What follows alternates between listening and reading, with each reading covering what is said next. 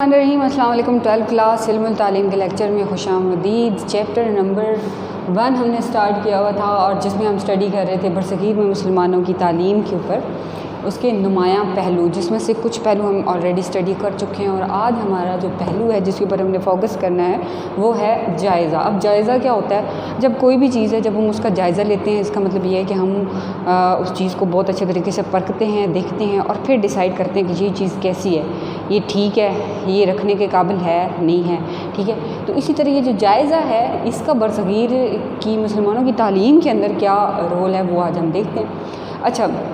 Start میں تو تھا غیر ترقی یافتہ نظام میں جائزہ، یعنی کہ شروع میں جائزہ وغیرہ نہیں لیا جاتا تھا، اتنا فوکس نہیں کیا جاتا تھا کہ بچے جو ہیں وہ کیا پڑھ رہے ہیں، کیسے پڑھ رہے ہیں، یا جو ہم ان کو پڑھا رہے ہیں وہ ان کو یاد بھی ہو رہا ہے یا سمجھ بھی آ رہا ہے یا نہیں۔ تو یہ نظام جو ہے بہت زیادہ کمزور تھا، اس چیز کے اوپر فوکس نہیں کیا جاتا تھا۔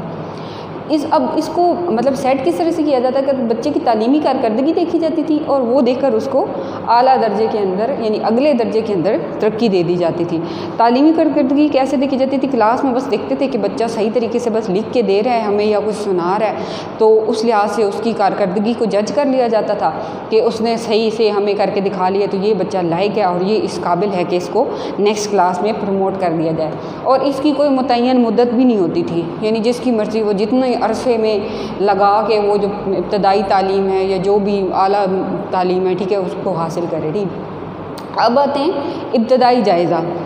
یعنی کہ ابتدائی کی جو تعلیم ہوتی تھی، ٹھیک ہے، اس کا جائزہ کس طرح لیا جاتا تھا، ٹھیک ہے۔ تو یہ آموختہ ایک ورڈ ہے، ٹھیک ہے۔ اب یہ کیا چیز ہے ہمارے پاس کہ کیا ہوتا تھا کہ ایک کوئی استاد متعین کر دیا جاتا تھا، وہ پورے ویک کے اندر پورے ویک کے بعد آتا کلاس کے اندر اور آ کے کیا کرتا، بچوں سے کوسچننگ کرتا، ان سے پوچھتا، اس سے یہ وہ اندازہ لگاتے کہ بچے نے جو پچھلے پورے ہفتے میں پڑھا ہے کیا اس کو سمجھ آئی ہے یا نہیں آئی، یا پھر یہ ہے کہ بچے کی قابلیت کا اندازہ لگا لیتے تھے اور وہاں سے ان کو یہ پتہ چل جاتا تھا کہ بچہ جو ہے اس کو پچھلے ہفتے میں پڑھائے گئے سارے نصاب کی سمجھ آ گئی ہے یا نہیں آئی، یا اس کا یہ ہے کہ اس نے اس چیز کو بہت اچھے طریقے سے گیٹ کر لیا ہے، یا پھر یہ ہے کہ وہ اس قابل ہے کہ وہ اس کو اگلے ہفتے کا نصاب پڑھایا جائے یا پچھلے ہفتے کا نصاب بھی اس کو ریپیٹ کروایا جائے۔ تو یہ تھا جائزہ جو کہ ابتدائی تعلیم کے لیول پر لیا جاتا تھا۔ پھر اعلیٰ تعلیم اور جائزہ میں کیا ہوتا ہے؟ دوران تدریس سوال و جواب ہوتے تھے، بحث و مباحثہ اور مذاکرات۔ ان 2-3 چیزوں سے بہت اچھے طریقے سے، یہ بہت ہی زبردست رول تھا ان 2-3 چیزوں کا کہ جن سے اسٹوڈنٹ کی تعلیم کی کارکردگی دیکھ لی جاتی تھی اور جائزہ کر لیا جاتا تھا کہ اسٹوڈنٹ کو سمجھ آ گئی ہے یا پھر وہ اس قابل ہو گئے ہیں کہ وہ جو نصاب ان کو پڑھایا گیا ہے وہ بہت اچھے طریقے سے اس کو آگے والی لائف میں بھی اس کو اپلائی کر پائیں گے یا نہیں، ٹھیک ہے۔ پھر کیا کیا جاتا تھا کہ اسی طرح وقتاً فوقتاً ہی بچوں سے کیا کر لیے جاتے تھے، آزمائشی کوسچن کیے جاتے تھے۔ آزمائشی کوسچن مینز کہ بیٹھے کسی اور کلاس میں ہیں، یعنی کہ 3-4 ہفتے پہلے پڑھائی گئی کوئی بات ہے، اچانک بچے سے پوچھ لیا جائے گا کہ ہاں بھی کھڑے ہو جاؤ کہ فلاں چیز کیا ہے، جبکہ وہ جو کوسچن پوچھا گیا وہ کوئی آج کے لیکچر کا نہیں ہے، کل کے لیکچر کا نہیں ہے، بلکہ اتنے ہفتے پہلے لیکچر کا ہے، ٹھیک ہے۔ تو یہ آزمائشی کوسچن ہوتے تھے، یا پھر یہ کہ ان کو بڑا ہی کمپلیکس کر کے ایک سوال کو پوچھ لیا جاتا تھا، یا ایک بات کے بارے میں جو کہ بتائی گئی ہو، پہلے بھی استاد نے بتائی ہو، اس کو بہت ہی مشکل کر کے پوچھتے تھے تاکہ پھر اگر بچہ اس کا جواب دینے میں کامیاب ہو جاتا ہے تو یہ اس بچے کا جائزہ ہو گیا کہ یہ بھی بہت اچھے طریقے سے اس ٹاپک کو سمجھ گیا، ٹھیک ہے۔ اسی طرح کے آزمائشی کوسچنس کر کے بچوں کی قابلیت کا اندازہ لگایا جاتا تھا، اور اینڈ پر کیا کر دیا جاتا تھا، سند فضیلت دے دی جاتی تھی، یعنی آزمائشی سوالوں کے ذریعے بحث و مباحثے اور مذاکرات جو روزانہ کی بیس پر ہوتے تھے اس بیس پر بچے کا اندازہ لگایا جاتا تھا، اور پھر اینڈ پر ان کو سند فضیلت دے دی جاتی تھی کہ اب یہ بچہ جو ہے اس نے اعلیٰ تعلیم بھی حاصل کر لی ہے۔ اچھا، اس دور میں کیا تھا کہ سالانہ امتحان کا کوئی نظام نہیں تھا کہ جو ہمارا ہے نا کہ پورے سال کے بعد ایک پورے سال کے نصاب کا ایک امتحان لیا جاتا ہے اور اس سے یہ اندازہ لگایا جاتا ہے۔ تو اس دور میں سالانہ امتحان کا طریقہ بالکل نہیں تھا، لیکن تھوڑا جو ہے نا وہ چیز ان ٹچ رہا کرتی تھی۔ اچھا، تو تعلیمی ترقی کی پیمائش اسی طریقے سے کی جاتی تھی، یہ جو سوال و جواب اور یہ جو بس جائزہ وغیرہ لینا، اور اسی طرح رسمی امتحان کوئی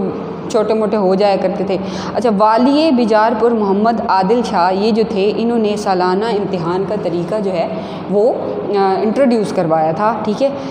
اچھا، اور ان کے مطابق جو سالانہ امتحان تھا، سال کے بعد جو امتحان ہوا کرتا تھا، وہ ذی الحج کے مہینے کے اندر ہوا کرتا تھا، ٹھیک ہے۔ تو والی بیجار محمد عادل شاہ جب یہ سلطان بنے اور ان کا دور آیا تو انہوں نے کیا کیا، سالانہ امتحان کا طریقہ انٹروڈیوس کروایا۔ تو اس کے بعد سے ذی الحج کے اندر پورے سال کا جو بھی نصاب ہوتا تھا یا جس طرح اس کا امتحان لیا جاتا تھا اور بچے کی قابلیت کو چیک کروا لیا جاتا تھا۔ اچھا، تو اس سے پہلے کیا تھا کہ سرکاری ملازمت اور درباری منصب، اور اس کے لیے کیا ہوتا تھا کہ اگر کوئی سرکاری ملازمت دی جاتی یا پھر کوئی دربار کے اندر کوئی رتبہ ہوتا ہے، کوئی منصب ہوتا، اس پر فائز کرنا ہوتا کسی کو، تو اس کے لیے بھی یہ تھا کہ